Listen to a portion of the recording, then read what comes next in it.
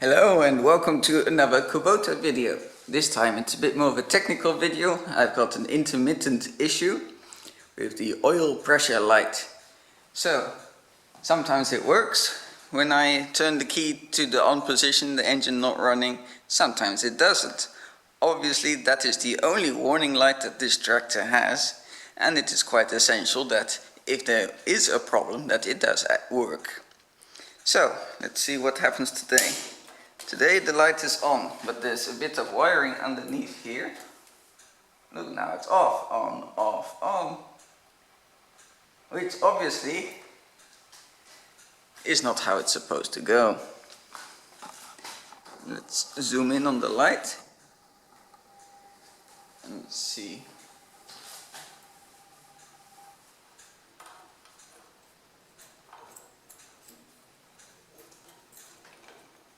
See, off, on, off, on, off, on.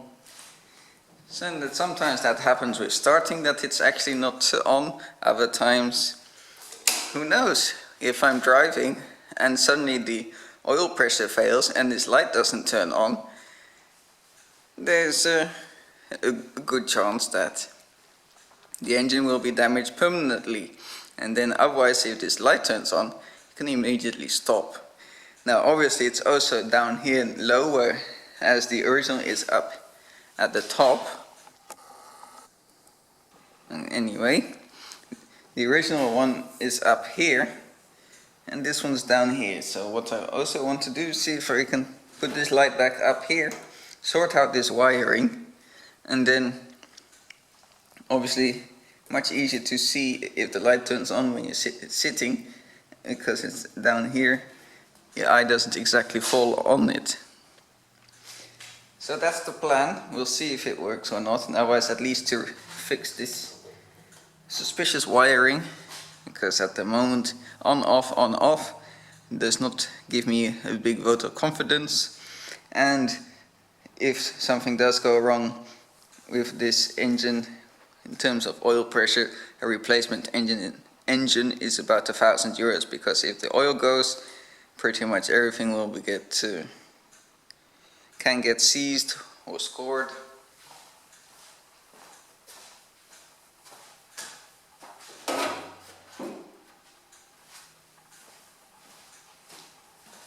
So let's see what's going on behind the dash,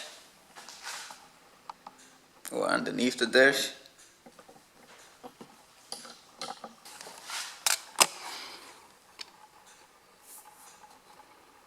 So there's the horn. Horn is working. Obviously we can see we got lots of things covered in tape. So we might as well figure that out. I already removed about 1 meter of wire from behind the dash that was just hanging here, not doing anything. The regulator over there, that one doesn't work, seeing as I got an alternator which has a built-in regulator going directly to the battery. So I might as well remove that. Save some space. Over there, that one that the light is pointing on, that is the replacement oils pressure light. We got some wires over here that are still going to the existing oil pressure light. So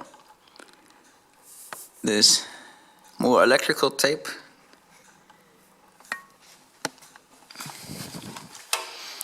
Over there, that is not looking as it should. And then I think we can start by tearing off all the old electrical tape and seeing what's behind, because maybe they didn't solder it correctly and it's just sort of twisted together. So we'll go and do that. We'll start off with this one. Okay, so can you guess if it's going to be a twisted wire or if there's going to be any kind of soldering? Let's see what's behind door number 1.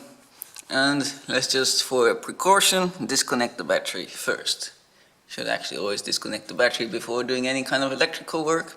I'll just take off the negative terminal.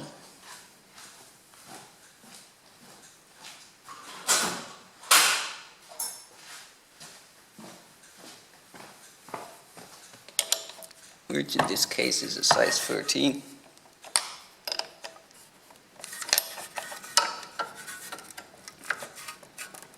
There we go.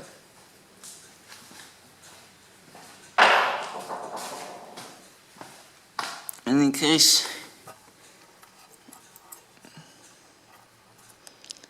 maybe wondering why I never didn't do this in the beginning when I clean up the other things underneath the dash, because at the time it was working fine. And if it works, don't touch it, is usually what people say.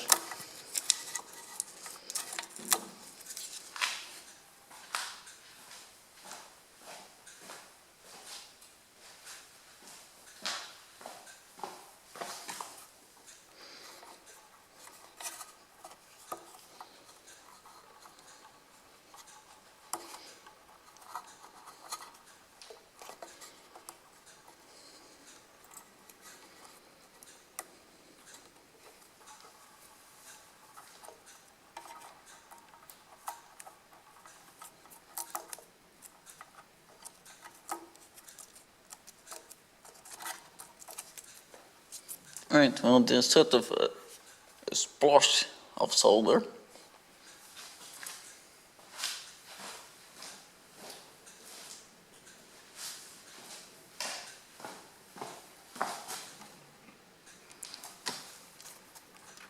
And this connection is strong-ish.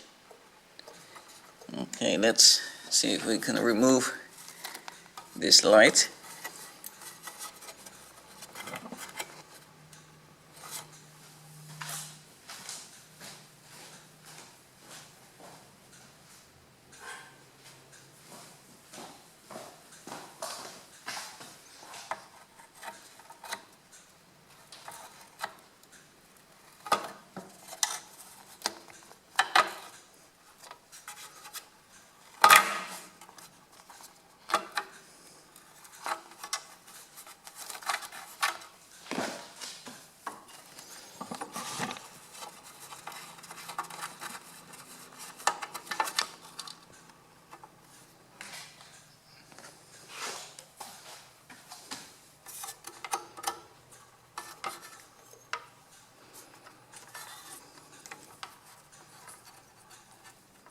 So this is the original light holder, which has broken off, and this bit of tape holds the connection on where this new light goes to. It's sort of connected into here. Though it has also been soldered, it's not exactly all that great, but it should work. Although we do have a connection over here as well.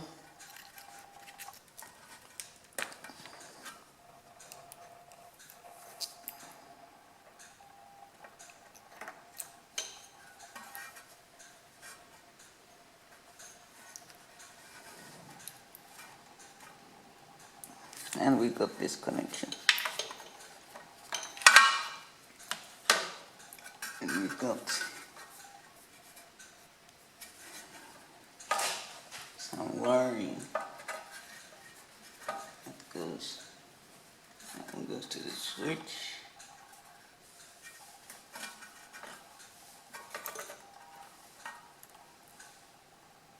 Right.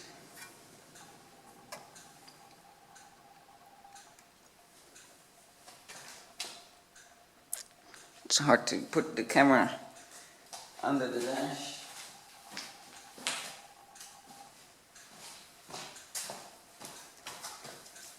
Let's see if we can remove this old housing for the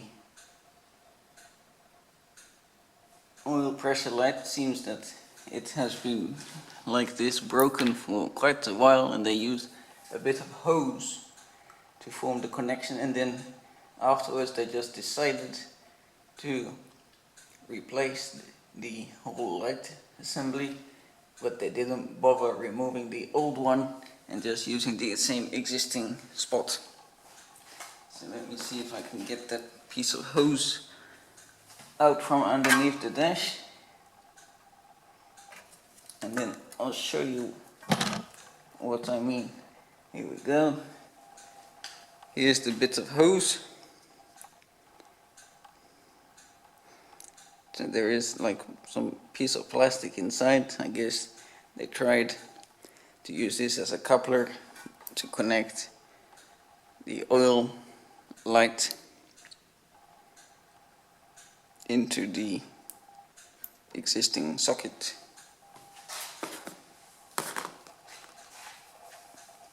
Right, so now we should be able to hopefully remove the existing light. It looks like it's size 14 sockets or something like that. This set with this, and it just gives a little bit of swivel. Hopefully that will be enough, and if you don't need the swivel, just press it in, and otherwise we have to get the full swivel.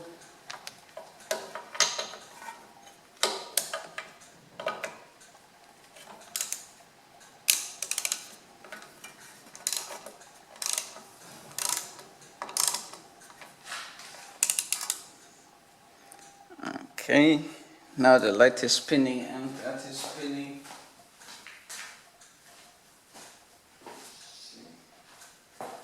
Because the light fits smooth on this dash, it's hard to get a grip on.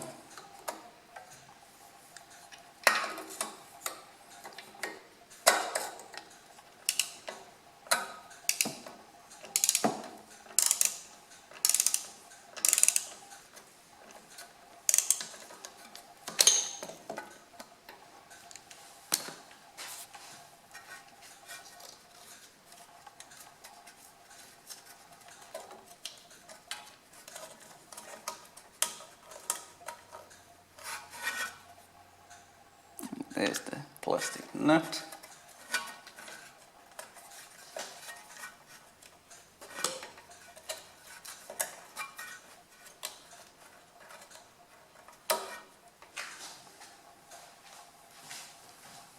So it's a bit a fiddly thing, but at least it's out.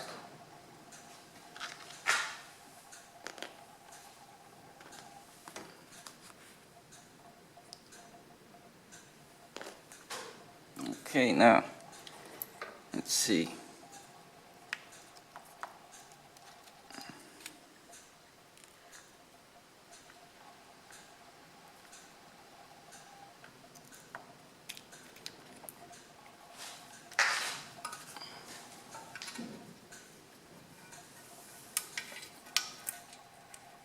If we reconnect that.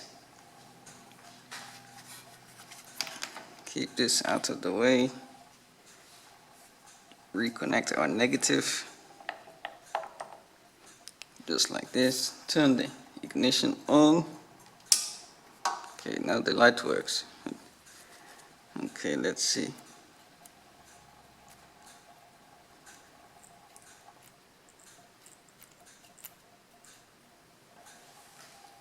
Put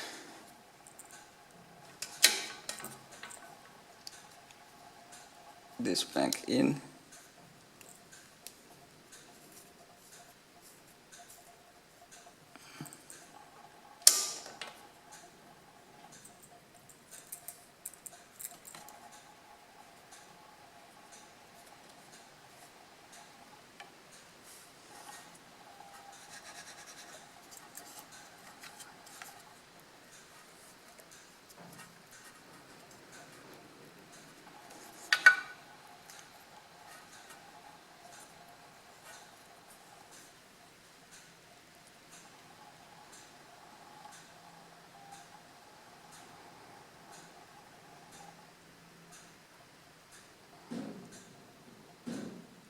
So it seems all this wiring here is actually okay, but we have a poor connection inside the unit. So imagine the vibrations of the tractor and driving that can be happening with this wiring. You never know if there's something wrong or not.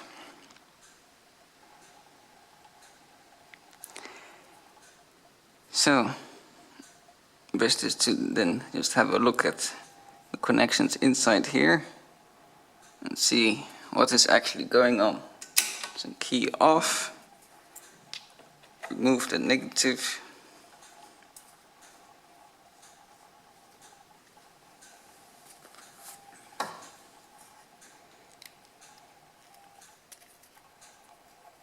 okay, let's see if we can create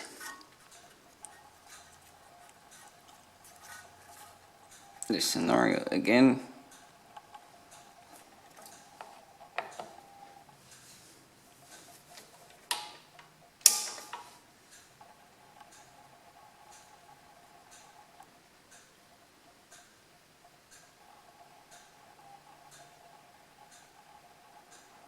It's obviously got to do with the red wire.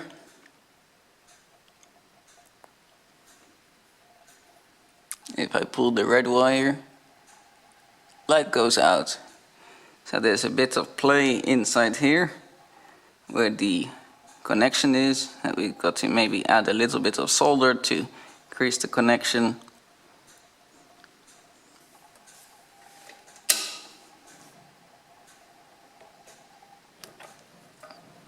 And then, although these connections are ugly, they do still work, but because they're connected directly into this, I think I'll cut this off and remove this entire thing because it's just rubbish. We don't need that. And then we can sort out these connections, redo all of this to make it all look a bit neater, a bit more professional than what it currently is. But we do need to sort out the connection issue that we got.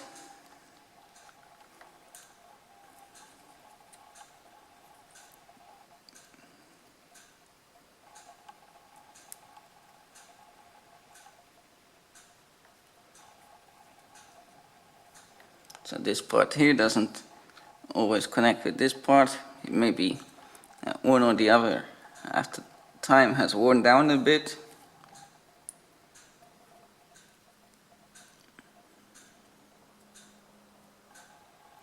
But it should still,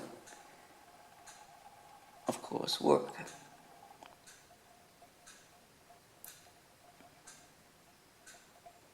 So we can add a bit of solder onto here to increase the surface contact. Some of these also have a very little spring to keep pressure on it.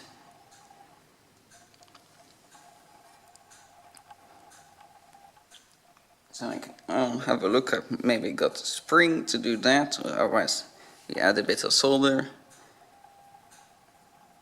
The top of this bulb, or the bottom, has flattened out a little as well. So let's see what we've got.